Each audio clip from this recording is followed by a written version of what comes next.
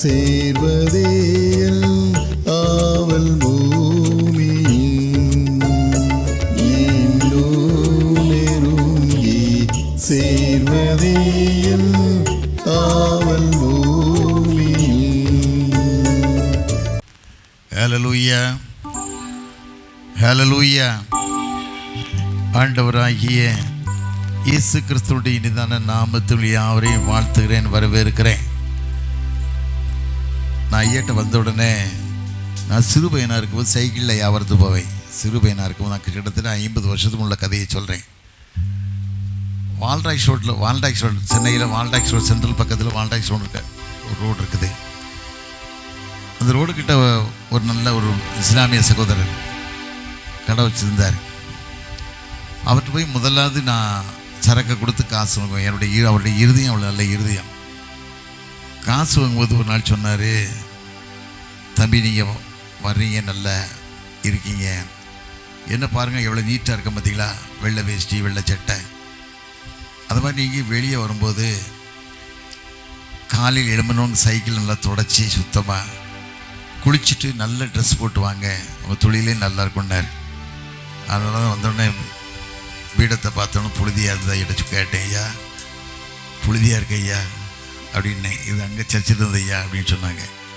ஏன்னா சுத்தம் சோறுபடும்ல, வாழ்க்கை சுத்தமாக இருந்தோம்னு சொன்னால் எல்லாத்துலேயும் பரிசுத்தம். உடம்பு மட்டும் சுத்தம் இல்லை, சும்மா வெள்ளைச்சட்டை போட்டு உடம்பெல்லாம் அக்கிரமாக வாழ்ந்து பிரயோஜனம் இல்லைல்ல. இன்னைக்கு ஐயா சொன்னாங்கல்ல, போலீஸில் போய் காத்திருந்தோம், பெர்மிஷன் வாங்குது. எதுக்கு போய் காத்திருந்தாங்க? நாட்டை கொள்ளையடிக்க காத்திருந்தாங்க. மக்கள் தீண்டாமல் குடிப்பழக்கம் மற்ற பழக்கம் விடுதலை பெறணுங்கிறதுக்கு நல்ல எண்ணத்தை சொல்வதுக்கு தான் அது போராட்டம் மக்களுக்கு புரியணுங்க தான் வந்தோம் அப்படின்னு சொன்னாங்க. இன்றைக்கி நிறைய தடை யாருன்னா கிறிஸ்தவன் தான் தடை. மற்றவெல்லாம் மக்கள் நல்லா இருக்காங்க, அவங்க வேலையை செய்கிறாங்க. கிறிஸ்தவன் தடை பண்ணுறான், இவன் இந்த கூட்டத்தை நடத்தவா, இவன் இந்த பேரை வாங்கவா, அப்படி தான் நினச்சி வாழ்ந்தவர்களை ஒழிய ஆண்டோட சமூகத்தில் வாழணும், கடவுளுக்கு பிரியமாக இருக்குன்னு சொல்லி நிறைய பேர் இல்லை. அப்படிப்பட்ட காரியத்துக்கு இல்லை. நாம் கடவுளுக்கு பிரியமா ஒரு வாழ்க்கை வாழ்ந்தாலும் தேவனுக்கு பிரியமான வாழ்க்கை. தேவனே நான் ஓமதள்ளையில் ஏனோ நெருங்கி சேவதேயல் ஆவல் பூமியில். தேவனே நான் ஓமதள்ளையில் ஏனோ நெருங்கி சேவதேயல் ஆவல் பூமியில். மாவலிய கோரமாக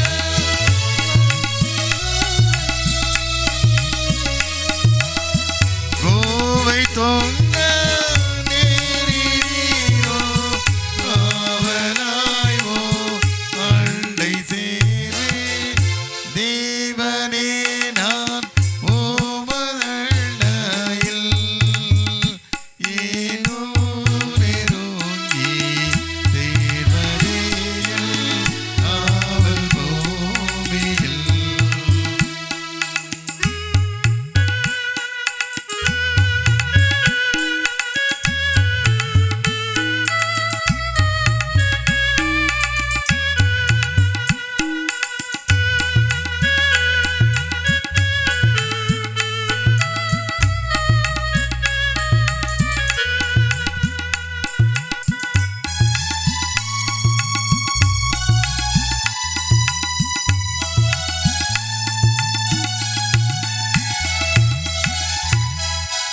யாக்கோபை போல் போகும் பாதையில்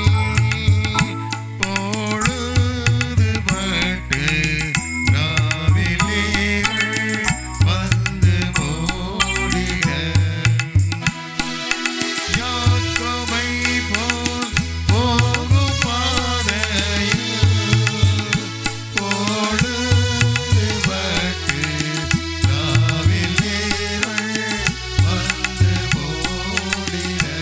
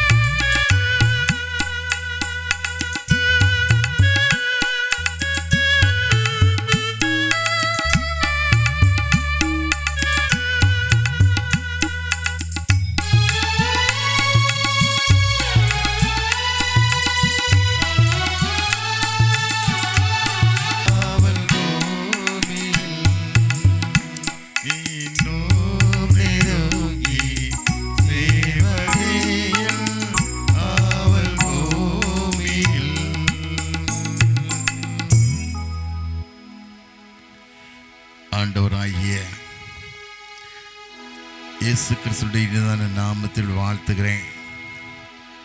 இன்றைக்கு எல்லாருக்கும் ஒரு நல்ல நாள் தெரியுமா? என்ன நாள் தெரியுமா? பண்டிகையுடைய 32வது ஆண்டு விழா. அது மாத்திரமல்ல, இன்றைக்கி ஆசிரியர் தினம். எத்தனை பேர் ஆசிரியர்கள் இங்கே இருக்கான்னு தெரியல.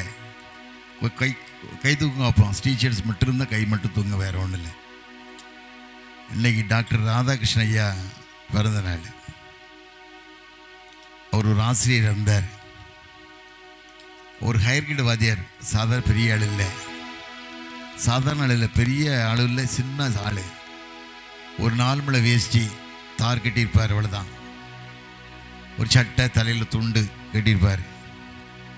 அவர் வாழ்ந்த வாழ்க்கையில் நாட்டுடைய முதல் குடிமனாக மாறி தேசத்துக்கே பிரசிடெண்ட்டாக மாறினார், ராஷ்டிரபதியாக மாறினார். காலங்கள்லாம் பொற்காலங்கள்.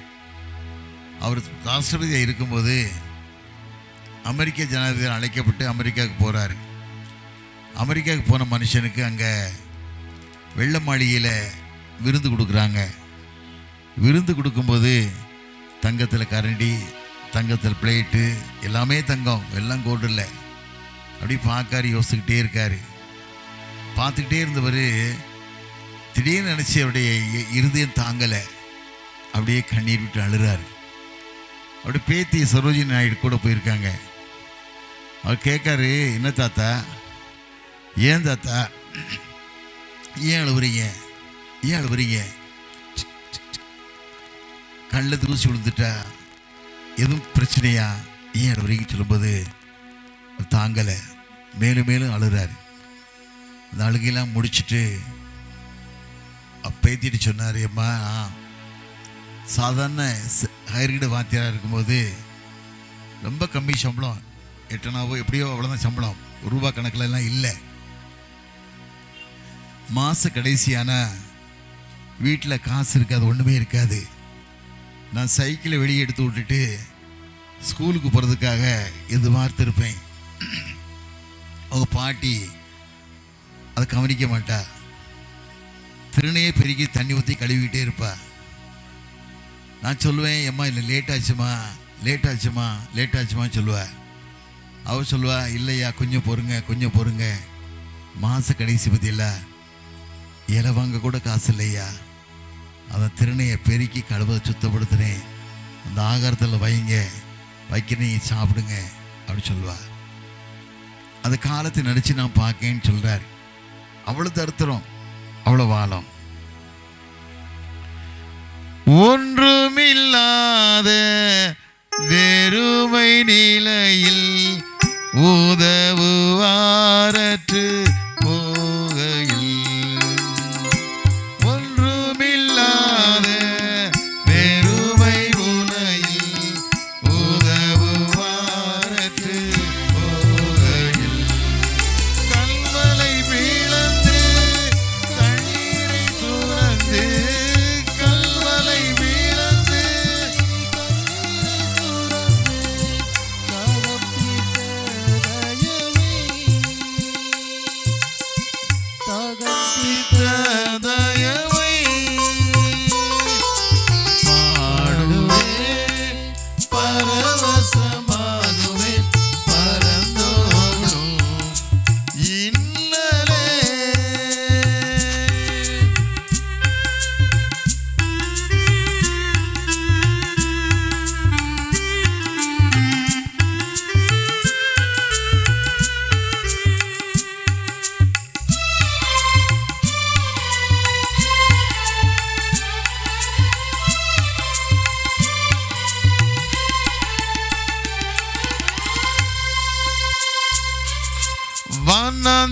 வண்ணந்திரமாய் வாழ்க்கை மாறி பட்டினி சஞ்சலம் நேர்கையில், வண்ணந்திரமாய் வாழ்க்கை மாறி பட்டினி சஞ்சலம் நேர்கையில், வானமல் நாவால் ஞானமாய் போஷித்த, வானமல் நாவால் ஞானமாய் போஷித்த காணாத மல்லா இயேசுவை,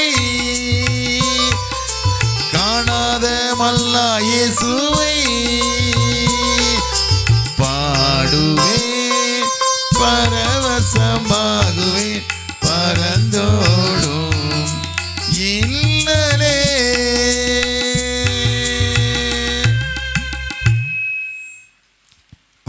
சந்தோஷமாக வாழ்ந்தாராம். இன்றைக்கி அதை போல் நம்மளாம் வாழ்ந்தோம். நானும் அதை நினச்சி பார்ப்பேன். 50 வருஷத்துக்கு முன்னால் ஒரு சைக்கிளில் போனேன். ஒரு இஸ்லாமிய சகோதரனை கூப்பிட்டு சைக்கிளை சுத்தமாக தொடச்சி போங்க தம்பின்னு சொன்னார். இன்றைக்கி எத்தனையோ விதமான வளர்ச்சி ஆண்டவர் எவ்வளோ உயர்த்தி சில காரியங்கள்லாம் பண்ணி நினச்சி பார்க்கும்போது கடவுளை துதிக்காமல் இருக்க முடியலை, கடவுளை குறித்து பாடாமல் இருக்க முடியலை, கடவுள் குறித்து பேசாமல் இருக்க முடியலை. இந்த உலகத்தில் நம்ம ஒன்றும் கொண்டு வந்ததில்லை, ஒன்றும் கொண்டு போகிறது யாரும் எதையும் எடுத்து சொல்ல முடியாது. இன்னைக்கு பாம்பேயில் எனக்கு ஒரு இனிமையான சகோதரன், பெரிய பெற்றவர் கூட ஒரு நாங்கரீர் பக்கத்தில் பெரிய மனுஷன், ரொம்ப உண்மையான ஆள், அன்பு நிறைஞ்ச ஆள், ஹார்ட் அட்டாக்ல இருந்துட்டார். இன்னைக்கு அவர் மனைவி டீச்சர். அந்த குடும்பத்தை நினச்சி நான் பார்த்தேன், இதான் வாழ்க்கை, இதை இல்லாமல் மனுஷன் எத்தனை பெருமை. நான் எப்படிப்பட்ட ஆள் தெரியுமா, நான் அதை பண்ணிடுவேன் இதை பண்ணி மனுஷன் வைராக்கியமாக வாழ்ந்துக்கிட்டு இருக்கான்.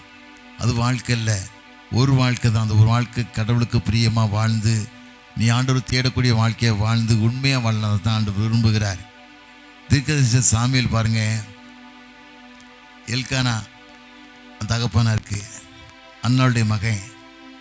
எத்தனையோ ஆண்டு குழந்தை இல்லை. அண்ணாள் கண்ணீர் விட்டு அழுதா.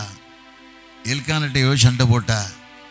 எல்கான சொன்னா, இந்த 10 பிள்ளைகளை பார்க்கணும், உன்னை அதிகமாக நேசிக்கிறேனே, நீ ஏன் அழுகிறேன்னு சொன்னான். அவள் கேட்கல. ஆனால் அவளுடைய பாரம் எல்லாம் குழந்தை இல்லையே அப்படிங்கிற எண்ணத்தில் தான். அன்றைக்கி நிறைய பேர் வாழ்க்கையில் பாருங்கள்.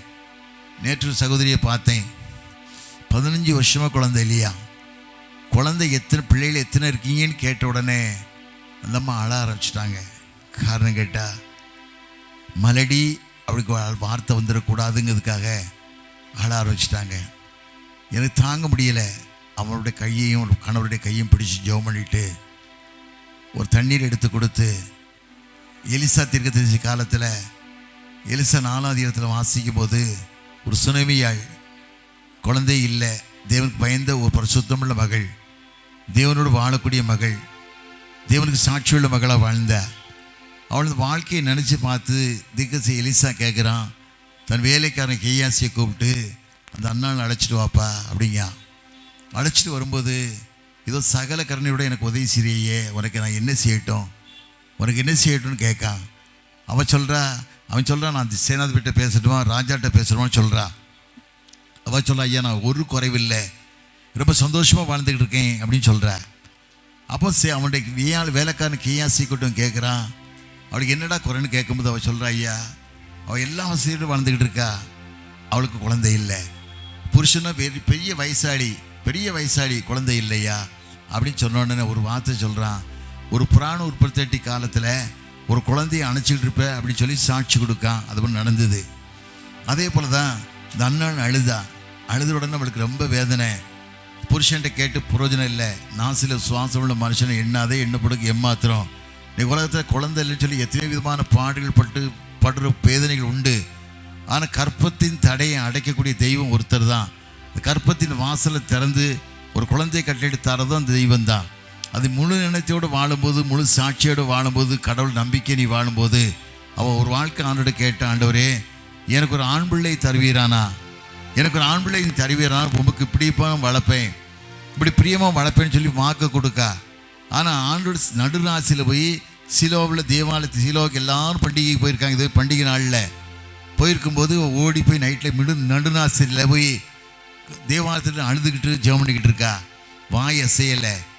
பக்கத்தில் சேரில் உட்காந்துருக்கார் பிரதான ஆசிரியர் ஏலி உட்காந்துருக்கார். 98 வயசு நிரம்பிய தாத்தா உட்காந்து அவர் சொல்கிறாரு, எந்த மட்டும் குடிச்சிருப்ப, உன் குடியை விட்டு விலக்கு அப்படின்னு சொல்கிறாரு.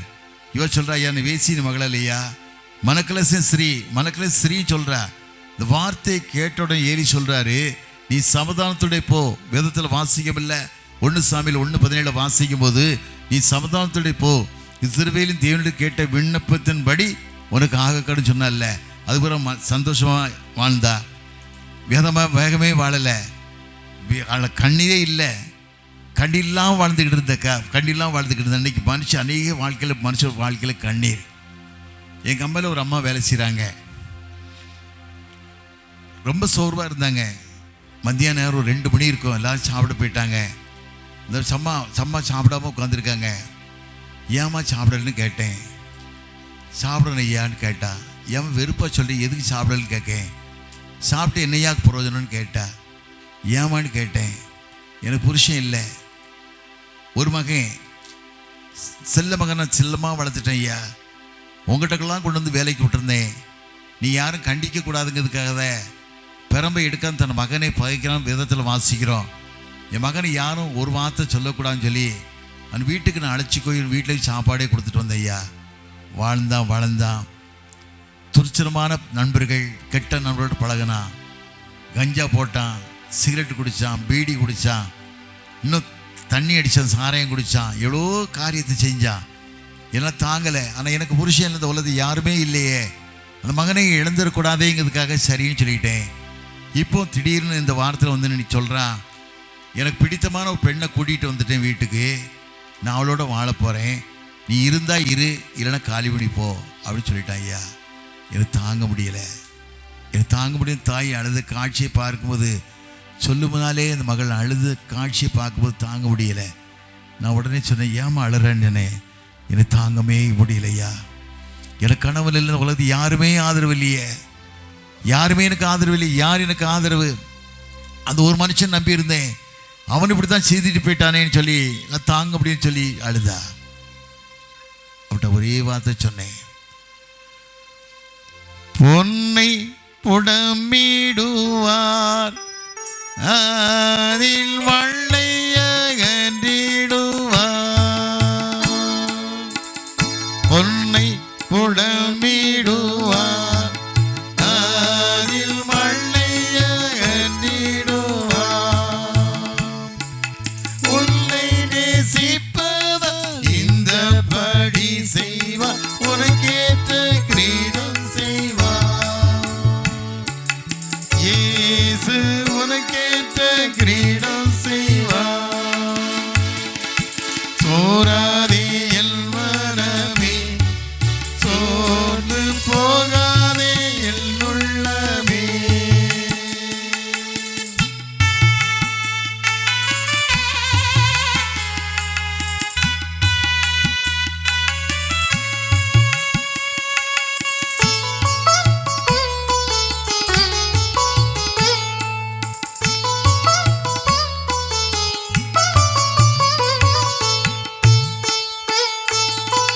வடியாதே கண்ணீரின்று மனம் வடிவடையாதே நின்று.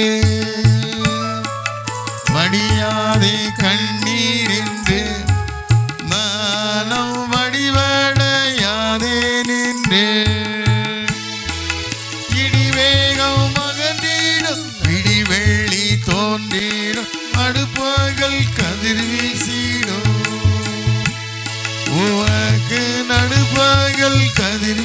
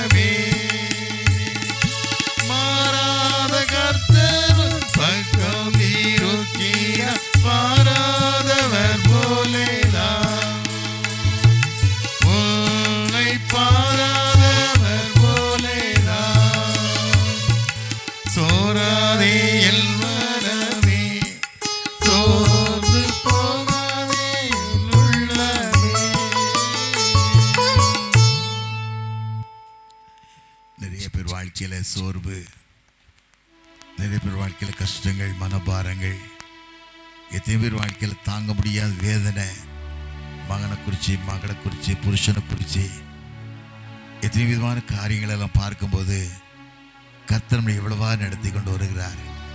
ஒவ்வொரு நிமிஷமும் கரம் பிடித்து வழிநடத்தி நான் உன்னை ஏந்துவேன், உன்னை சுமப்பேன், உன்னை தப்புவிப்பேன், உன்னை பாதுகாப்பேன்னு சொல்லி வாக்குத்தத்த வாழ்க்கையில் கொடுத்து ஆண்டு வழி நடத்தி கொண்டு வருகிறார். நான் இன்றைக்கு வரும்போது எங்கள் தோட்டத்து வழியே வந்திருந்தேன். என் மனைவி என் கூட வந்திருந்த அவளை வீட்டில் விட்டுட்டு வர முடியாது. சிறுபிள்ளையோட மோசமாகிட்டா, சிறுபிள்ளைக்கும் மோசமாகிட்டா. 73 வயசாகுது, எனக்கு 76 வயசாகுது. ரொம்ப வேதனை, ரொம்ப வேதனை. அப்படி போயிடுறேன், களக்காட்டுக்கு போகிறேன். களக்காடு முடிச்சுட்டு நைட்லேயே தேனிக்கு போய் தங்கணும். நாளைக்கு ஒரு சர்ச்சுடைய அடிக்கல் நாட்டணும் தேனியில். நாளைக்கு சாயந்தரம் வண்டி பெரியாரில் செய்தி கொடுக்க போனோம். சண்டே செய்தி கொடுத்துட்டு நான் வர்றேன்னு சொன்னேன். தாங்கலை, ஏங்கி எடுதா. வரும்போது என்ன சும்மா பார்க்க மாட்டீங்க, என்னை பார்க்கவே முடியாது, உங்களை இருக்க மாட்டேன் அப்படின்னு ஒரு வார்த்தையை போட்டா. எனக்கு ரொம்ப வேதனையாக போச்சுது, ரொம்ப வேதனையாக போச்சுது. உலகத்தில் வாழ்கிற நாளுக்கு கொஞ்சம் தான். நான் ஓடுற ஓட்டம் கடவுளுக்கு பிரியமான ஓட்டமாக இருக்கணும், கடவுளோட வாழக்கூடிய ஓட்டமாக இருக்கணும். இன்னைக்கு கிறிஸ்தவ சபைகள்லாம் உண்மை இல்லாத வாழ்க்கை வாழ்ந்துக்கிட்டு இருக்காங்க, தேவனுக்கு பிரியமில்லாத வாழ்க்கை வாழ்ந்துக்கிட்டு இருக்காங்க. ஏதோ திருச்சபை, சர்ச்சுக்கு போகிறோம், காணிக்கை கொடுத்தோம், சந்தாதம் ஆகிறோம், ஞானசனம் வாங்கிட்டோம், கம்யூனி வாங்கிட்டோம், அப்படின்னு தான் வாழ்ந்துக்கிட்டு இருக்க ஒழிய ஆண்டவர் ரத்தத்தால் கழுவப்படணும், கடவுளுக்கு சாட்சியாக வாழணும், மகிமையாக வாழணும்னு சொல்லி எண்ணங்கள் நிறைய பேர் வாழ்க்கையில் இல்லை. எலெக்ஷன் வருமா, ஜெயிச்சிடலாமா, கரஸ்பாண்ட் ஆகிடலாமா, எவ்வளோ துட்டு எடுக்கலாம், யார் யார் அப்பாயின்மெண்ட் போடலாம், சம்பளம் வருதோ வரலையோ துட்டை வாங்கிட்டு யார் யார் அப்பாயின்மெண்ட் போடலாம், எப்படி சீரியலாக இருந்துச்சு வாழ்கிற ஒழிய ஆண்டவர் எதுக்கு அந்த உலகத்தில் வந்தார், எதுக்கு என்ன நோக்கத்துக்கு உலகத்தை நிறைவேற்றும்படியே வந்தார், எதுக்கு அந்த பாடுகளை பட்டார், இத்தனை அடிகளும் வாங்கினார். 40 கொண்டு 39 அடிகள் அடிக்கப்பட்டு முதுகெல்லாம் உளப்பட்ட நிலம் போல மாறியது. அது மாத்திரமல்ல, நான் 3 முறை எருசலேம் போயிருக்கேன். ஒரு முறை போகும்போது பிரதர் மோகன்சி என்னை கூப்பிட்டு காட்டினாங்க. பிரதர், இந்த பகுதியெல்லாம் ஆண்டவர் நடந்து போன பகுதி, இந்த பகுதியெல்லாம் ஆண்டவர் விழுந்து விழுந்து எழும்பின பகுதி, சிலுவை தூக்க முடியாமல் யோசேப்பு வந்து சிலுவை தூக்குறான், தூக்க முடியாமல் கீழே விழுந்து அடிபட்டு எத்தனையோ வேதனைப்பட்டு எத்தனையோ கஷ்டப்பட்டு போனாங்கன்னு சொல்லிட்டு அப்படி சொன்ன சகோதரர் பார்த்தீங்கன்னா அழுகை பார்க்கணும். பிரதர் மோகன்சி நினச்சேன், நான் ஒரு இந்து மனுஷன், ஆண்டவர் அறியாத குடும்பத்தில் பிறந்த மனுஷன், ஏன் அவருக்கு இந்த பாடுகள், ஏன் இது எண்ணம், அது மாத்திரம் திருச்சபை குறித்த பாரம், திருச்சபை குறித்த கண்ணீர் நினச்சி அழுதாரு. நம்ம திருச்சபை எத்தனை பேர் சண்டை போடுறான், எத்தனை பேர் கொடூரமான காரியங்களை செய்கிறான், எலெக்ஷன் தான் வரணும், பெரிய ஆள் ஆகணும், இப்படி தான் நினச்ச ஒழிய தேவனுடைய ராஜ்யத்துக்கு தகுதி உள்ள மனுஷனாக வாழுவோமா, வர முடியுமா அப்படி ஒரு எண்ணங்கள் இல்லாத மனுஷனாக வாழ்ந்துக்கிறாங்க. ஆண்டவர் அன்பை நினைச்ச பேர் நிறைய பேர் வாழலை பிரதர் சொல்லி நிறைய எவ்வளவு மனசு வேதனை, எவ்வளவு கஷ்டம். இன்னைக்கு ஆண்டவர் எதுக்கு இந்த உலகத்தில் வந்த, நீ மிஷினரிகள் வரலன்னு சொன்னா இன்னைக்கு நம்ம வாழ்ந்திருப்போமா, படிச்சிருப்போமா, இப்படி ட்ரெஸ்ஸு போட்டிருப்போமா, இப்படி நாகரிகமாக வாழ்ந்திருக்க முடியுமா? இன்னைக்கு மிஷினரிலாம் ஒரு அடி நல்ல மட்டும் கிடையாது, ஒரு அடி நல்ல மட்டும் கிடையாது. நீ தவறான வாழ்க்கை, தவறான காரியங்கள், தவறான செயல்பாடுகள், கடவுளுக்கு பயப்படாத வாழ்க்கை, உண்மை இல்லாத வாழ்க்கை, வேதத்தில் வாசிக்கமில்லை. நீதிமொழிகள் 28 வாசிக்கும் போது உண்மையுள்ள மனுஷன் பரிபூர்ண ஆசீர்வாதத்தை பெறுவான், ஐஸ்வரவனாக தீவிக்கிறவன் ஆக்கினைக்கு தப்பான். மனுஷன் உண்மை இல்லாத வாழ்க்கை நினைக்கும் போது தான் ரொம்ப கஷ்டம், ரொம்ப கஷ்டம். காரணம் கேட்டா இன்னைக்கு அநேக திருச்சபைகளில் ஒரு விதமான காரியங்கள் இல்லை, அன்பு இல்லை, கடவுளுக்கு சாட்சி உள்ள வாழ்க்கை இல்லை, திருச்சபைகள் கட்டப்பட முடியலை, திருச்சபையில் சிறக்கப்பட முடியலை. திருச்சபை கட்டுறதுக்கு முன்னாலே போய் கம்ப்ளைண்ட் கொடுத்துறான், ஆலயத்தை போய் கட்டுறாங்க பாரு, நீ தடுத்துரு அப்படின்னு சொல்லி கிறிஸ்தவனே சொல்றான். ஆண்டவருக்கா கண்ணீர் விட்டு அழுதுகிட்டு அறியா, ஒவ்வொரு நாட்களும் ஆண்டவர் அழுகையை பார்க்கணும். லூக்கா 19:40 வாசிக்கும் போது ஒரு நகரத்தை பார்த்து கண்ணீர் விட்டு அழுதார். கண்ணீர் விட்டு அழுதது மாத்திரமல்ல, உனக்கு கிடைத்த நாளிலாயிலும் சமாதானத்துக்கு ஏற்றலை அறிந்ததாய நலமாயிருக்கும். நீ அறியாமல் போனபடியால் சத்துருக்கள் சூழ மதில் போட்டு ஒரு கல்லில் மேல் கல்லிடாதபடிக்கு இடிக்கப்பட்டு போகும் நாட்கள் வரும். மனம் திரும்பி சொன்னாரு. மனதுருகும் தெய்வமே ஏசையா, மனதார துதிப்பேன் தோத்தரிப்பேன். மனதுருகும் தெய்வமே ஏசையா, மனதார துதிப்பேன் ஸ்தோத்தரிப்பேன். நல்லவன் சர்வ வல்லவன், நீ நல்லவன் சர்வ வல்லவன். உன் இரக்கத்திற்கு முடிவே இல்லை, உன் அன்பிற்கு அளவே இல்லை. உன் இரக்கத்திற்கு முடிவே இல்லை, உன் அன்பிற்கு அளவே இல்லை. அவை காலைதோறும் புதிதாயிருக்கும், அவை காலைதோறும் புதிதாயிருக்கும். மனதுருகும் தெய்வமே ஏசையா, மனதார துதிப்பேன் ஸ்தோத்தரிப்பேன்.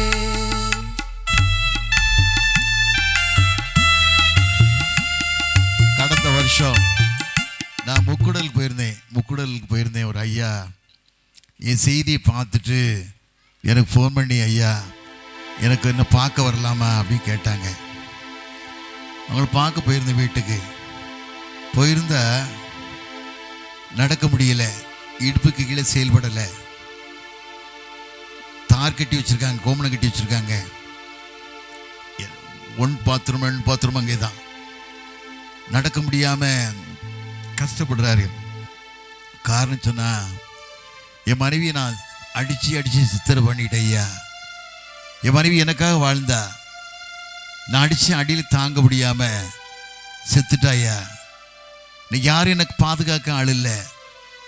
என் மகா வந்து சாப்பாடு தர சொல்கிறா. என் தாயை அடித்து நீ கொன்னல, நீ நல்லா இருப்பியா அப்படின்னு சொல்லி தட்டில் சாப்பாட்டை வச்சுட்டு இடது காலத்து தட்டை தட்டி விட்றா. ஐயா நான் சாப்பிட்டு அப்படியே படுத்துக்கிறேன், வாழ்கிறேன் அப்படின்னு சொன்னா. எனக்கு பார்த்த உடனே ரொம்ப வேதனை. ஏன் இப்படிப்பட்ட கஷ்டங்கள், எப்படிப்பட்ட வேதனை? 38 வருஷம் மனுஷன் படுத்துருந்தான் பெதஸ்தா குளத்தில். யோவான் 8ஆம் அதிகாரத்தை வாசிக்கும் போது 5ஆம் அதிகாரத்தை வாசிக்கும் போது 38 வருஷம் மனுஷன் படுத்திருக்கான். குளம் எப்போ கலங்குமோன்னு பார்த்துக்கிட்டு இருக்கான். கலக்கப்படும் போது யார் முதலாவது இறங்குறானோ எப்படிப்பட்ட வியாதிகளும் சுகமாகறான். ஆண்டவழியாக மாறாரு. அவளையும் போது சுகமாக விரும்புகிறாயான்னு கேட்காரு. அதுதானையா படுத்திருக்கேங்க. ஆண்டவர் சொல்கிறாரு, உன் படுத்தை எடுத்துக்கணும் நட அப்படின்னு சொல்கிறாரு. ஏன் ஆண்டவர் இந்த குடும்பத்தில் இப்படி வேதனை சொல்லி கடந்து வந்து ஜெபம் பண்ணிட்டு வெளியே வந்தேன். வெளியே வந்து ஒரு தாய் ஒரு வீட்டு வாசல் நிற்கிறா, முக்குடல்ல. உடனே அந்த தாய் என்னை பார்த்து, தோத்திரையா நான் தோத்திரமானேன். கீழே ஒரு குழந்தை கிடக்குது, மடியில் ஒரு குழந்தை இருக்குது, வயத்தில் ஒரு குழந்தை இருக்குது, வீட்டுக்கு ஒரு குழந்தை படுத்திருக்கு. எல்லாமே முடம்தான், நடக்க முடியாத முடம். ஏன் இந்த காரியம் தாங்க முடியல, ஏன் அந்த எல்லாமே அப்படின்னு சொல்லும்போது அவ்வளோ தாங்க முடியல, அழுதா. காரணம் கேட்டேன், புருஷன் குடிச்சு ஒவ்வொரு நாட்களும் படுத்துட்டு வேதனை எல்லாம் தாங்கலையா. இந்த குழந்தைகள் வந்து இப்படி வியாதி இருந்து கூட எனக்கு கஷ்டம் இல்லை, என் புருஷன் ஒவ்வொரு நாளுக்கும் குடிச்சு என் குடும்பத்தில் படுத்துற வேதனையெல்லாம் தாங்க முடியல அப்படின்னு சொன்னா.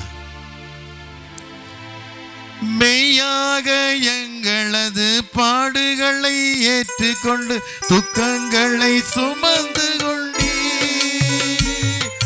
மெய்யாக எங்களது பாடுகளை ஏற்றுக்கொண்டு துக்கங்களை சுமந்து கொண்டீ. ஐயா துக்கங்களை சுமந்து கொண்டீ, ஐயா துக்கங்களை சுமந்து கொண்டீ. நல்லவன் சர்வ வல்லவன், நீ நல்லவன் சர்வ வல்லவன். இரக்கத்திற்கு முடிவே இல்லை,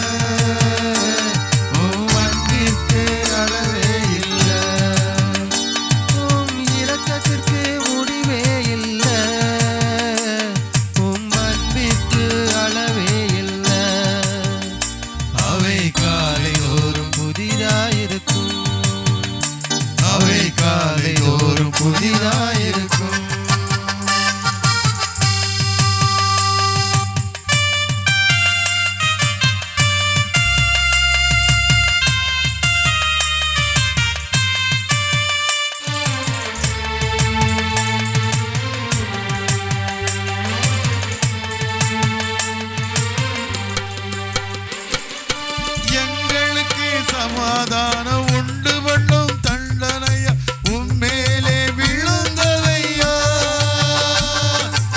எங்களுக்கு சமாதானம் உண்டு பண்ணும் தண்டனையா உம்மேலே விழுந்ததையா. ஐயா உம்மேலே விழுந்ததையா. ஐயா உம்மேலே விழுந்ததையா. நீ நல்லவர் சர்வ வல்லவர், நீ நல்லவர் சர்வ வல்லவர். உம் இரக்கத்திற்கு முடிவே இல்லை. உம் அன்பிற்கு அளவே இல்லை. உம் இரக்கத்திற்கு முடிவே இல்லை. உம் அன்பிற்கு அளவே இல்லை. அவை காலை தோறும் புதிதாயிருக்கும். அவை காலை தோறும் புதிதாயிருக்கும்.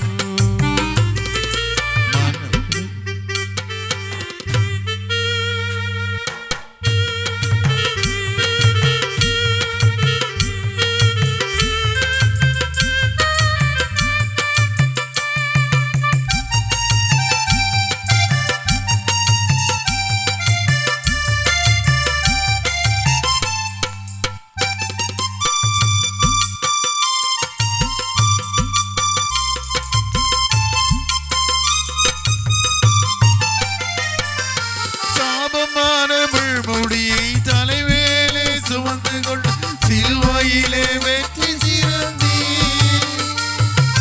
சாபமான முள்முடியை தலைவேலே சுமந்து கொண்டு சிலுவையிலே வெற்றி சிறந்தி. ஐயா சிலுவையிலே வெற்றி சிறந்தி. ஐயா சிலுவையிலே வெற்றி சிறந்தி. நல்லவர் சர்வ வல்லவர், நீ நல்லவர் சர்வ வல்லவர். உம் இரக்கத்திற்கு முடிவே இல்லை. உம் அன்பிற்கு அளவே இல்லை. ஓ இரக்கத்திற்கு முடிவே இல்லை. உம் அன்பிற்கு அளவே இல்லை. அவை காலை தோறும் புதிதாயிருக்கும். அவை காலை தோறும் புதிதாயிருக்கும்.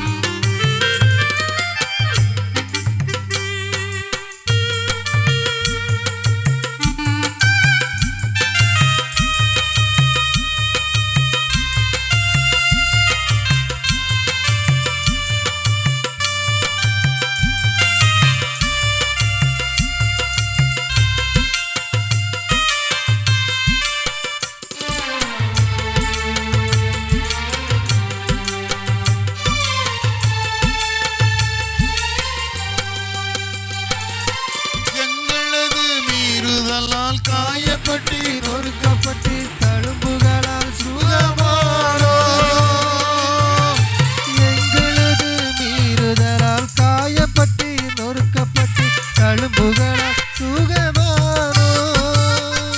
ஐயா தழும்புகளால் சுகமானோ. ஐயா தழும்புகளால் சுகமானோ. மனதுருகும் தெய்வமே இயேசையா. மனதார துதிப்பேன் ஸ்தோத்தரிப்பேன். மனதுருகும் தெய்வமே இயேசையா. மனதார துதிப்பேன் ஸ்தோத்தரிப்பேன். நல்லவர் சர்வ வல்லவர், நீ நல்லவர் சர்வ வல்லவர். ஓ இரக்கத்திற்கு முடிவே இல்லை. உம் அன்பிற்கு அளவே இல்லை. ஓ இரக்கத்திற்கு முடிவே இல்லை. உம் அன்பிற்கு அளவே இல்லை. அவை காலை தோறும் புதிதாயிருக்கும். அவை காலை தோறும் புதிதாயிருக்கும். மனதுருகும் தெய்வமே இயேசையா.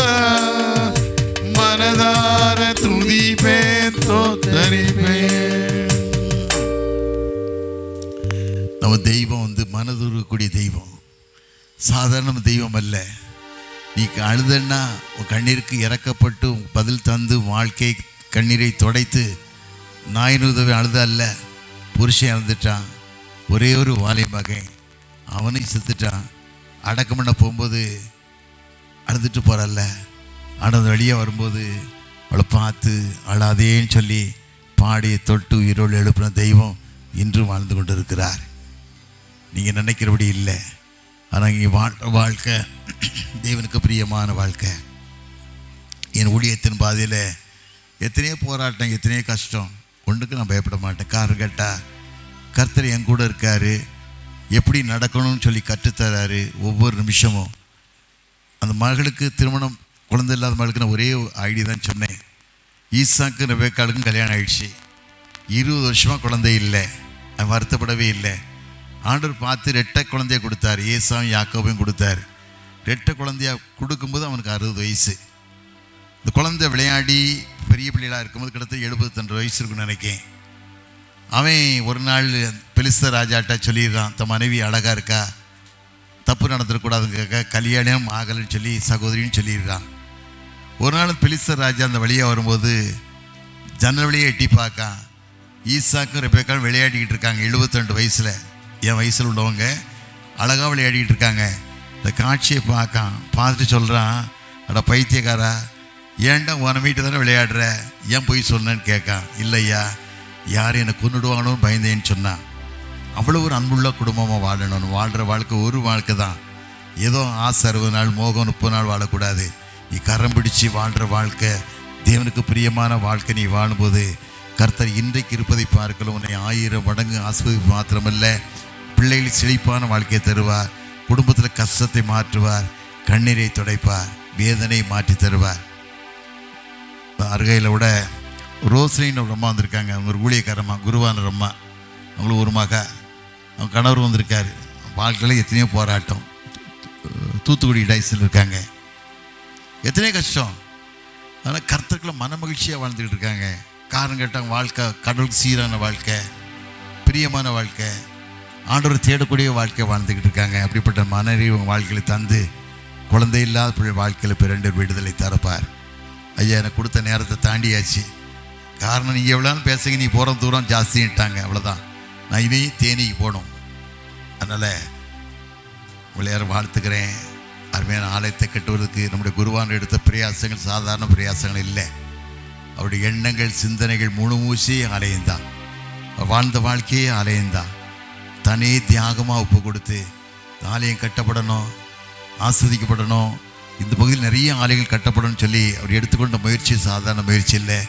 கர்த்தர் இன்றைக்கு பார்க்கலாம் 1000 மடங்கு ஆஸ்வதிப்பார். எல்லோரும் எழும்பலாமா? தலையில் தாழ்த்தி ஜெபம் பண்ணலாமா? எல்லோரும் எழும்பலாமா? ஒரு நிமிஷம் எழும்பி ஜெபம் பண்ணிடலாமா? கர்த்தர் நோக்கி பார்க்கலாமா? கர்த்தர் இன்றைக்கு உங்களை ஆஸ்வதிக்க போகிறார். உன் தரித்திரத்தை மாற்ற போகிறார். உன் வறுமையை எடுத்து போட போகிறார். உன் சரீரத்தை எத்தனை பலவீனமாய் வந்திருந்தாலும் சரி, உன் பலவீனத்தை அறிந்த கர்த்தர் இன்றைக்கு உன் பலவீனத்தை காணுகிறார். ஆகாரின் கண்ணீரை கண்ட கர்த்தர் உன் கண்ணீரை பார்க்க மாட்டாரா? உன் கண்ணீரை பார்ப்பார். நிச்சயமாக பாப்பா. உன் குடும்பத்தை எத்தனையோ வேதனை, எத்தனையோ கஷ்டம் அவருக்கு தெரியும். உன் இருதயத்துக்கு தெரியும், யாருக்கும் தெரியாது. யாருக்கும் தெரியணும்னு அவசியமே இல்லை. உன் இருதயத்தை ஆண்டவருக்கு நேராக்கி, ஆண்டவரே என் கண்ணீரை பாருங்கன்னு சொல்லுங்க. வேதத்தில் வாசிக்கம் இல்லை, தானியேல் 9:23 வாசிக்கும் போது தானியேலை பார்த்து ஆண்டு சொல்லுவார், நீ எனக்கு பிரியமானு சொல்லுவார்ல, பிரியமானவன்னு சொல்லுவார்ல. அதே பிரியமான வாழ்க்கையில் தந்து உன்னை வழிநடத்தி பாதுகாத்து கொண்டு உன் வேதனை அறிந்து கண்ணீரை கண்டு வாழ்க்கையில் விடுதலை தந்து ஒரு இருதயத்தின் கஷ்டத்தை எல்லாம் மாற்றி அழாதேன்னு சொல்லி நாயின் கண்ணீரை துடைத்த தெய்வம் உன் கண்ணீரை துடைக்க மாட்டாரா? நிச்சயமான கண்ணீரை துடைப்பார். கண்ணீரை காண்கிற தெய்வம் இயேசு ஒருத்தர் தான். எந்த மனுஷனும் இல்லை, எந்த ராஜாவும் இல்லை, தகப்பன் இல்லை, தாய் இல்லை, புருஷன் இல்லை, மனைவி இல்லை, பிள்ளைகள் இல்லை. ஒரு கண்ணீரை கண்டு அனுங்கிரத்தில் வாடிக்கிற ஒவ்வொரு கண்ணீருக்கும் காரியத்தில் விடுதலை தந்து விடுதலையோடு வாழின்னு சொல்லக்கூடிய ஒரே ரட்சகர் இயேசு மாத்திரம்தான். அருளாத நாமமதில் ஒரு மனமாய் உருகி தொழுகின்ற நேரமெல்லாம் எழும்பிடுவார் நடுவில். நாம் தொழுகின்ற நேரமெல்லாம்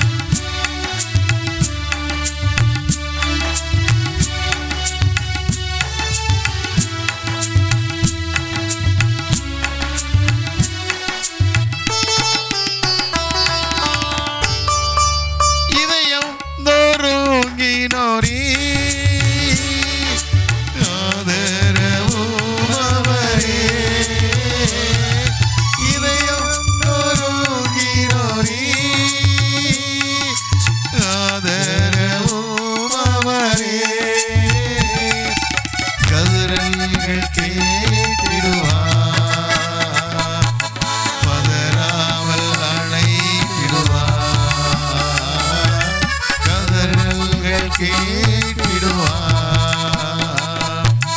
பதறாமல் அழைத்திடுவார். அருளாதர் நாமமதில் ஒரு மனமாயுருகி தொழுகின்ற நேரமெல்லாம் எழும்பிடுவார் நடுவில். நாம் தொழுகின்ற நேரமெல்லாம் எழும்பிடுவார் நடுவில்.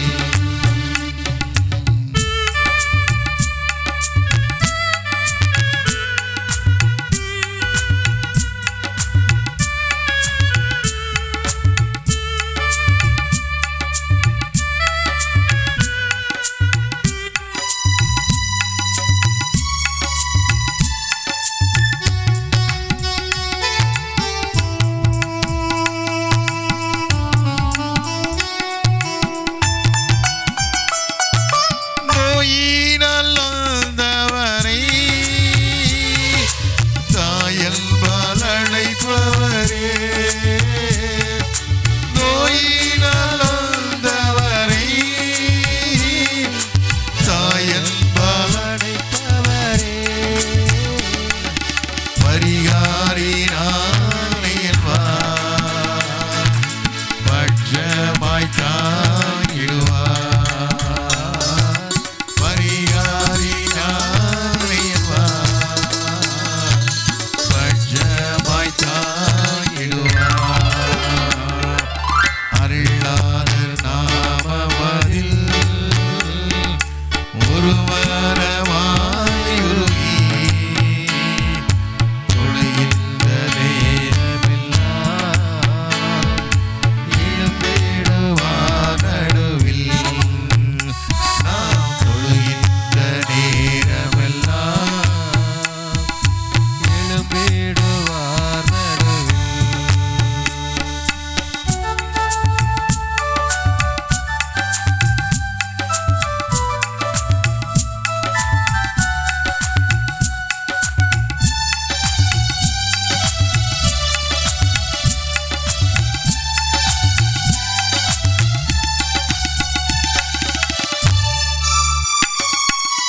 மாயையில் மயங்கினோரை கைதந்து காப்பவரே, மாயையில் மயங்கினோரை கைதந்து காப்பவரே, தூயாவியிடுவார், தூயோனாய் மாற்றிடுவார், தூயாவியிடுவார், தூயோனாய் மாற்றிடுவார். அருளாதர் நாமமதில் ஒரு மனமாயுருகி தொழுகின்ற நேரமெல்லாம் எழும்பிடுவார் நடுவில். நாம் தொழுகின்ற நேரமெல்லாம் எழும்பிடுவார் நடுவில். நாம் தொழுகின்ற நேரமெல்லாம் எழும்பிடுவார் நடுவில். நல்ல தகப்பனே, மாலை வேளைக்கா சமூகத்தின் நன்றி ராஜா. ஒவ்வொரு பிள்ளைகளுடைய இருதயத்தையும் அறிந்திருக்கீங்க, ஒவ்வொரு பிள்ளைகளுடைய இருதய வேதனையை அறிந்திருக்கீங்கப்பா. எத்தனையோ குடும்பங்களில் வேதனை, கஷ்டம், கண்ணீர், சரீர வேதனை, சுகர்னால பாதிப்பு, lungs failure, heart failure, uterus தகராறு, யூரின் பிரச்சனை, எத்தனையோ குடும்பங்கள் வடிக்கிற கண்ணீரை அறிந்திருக்கீங்கப்பா. வேதனை நீங்கி சுகமாயிருந்து சொன்ன தெய்வம் வேதனை சுகமான வாழ்க்கையை வாழ கிருபை தாங்க. மீதியான காரியத்தை பொறுப்படுத்திக் கொள்ளுங்க. இயேசுவின் இனிய நாமத்தில் ஜெயங்கி எடுக்கிறேன் நல்ல பிதாவே, ஆமென்.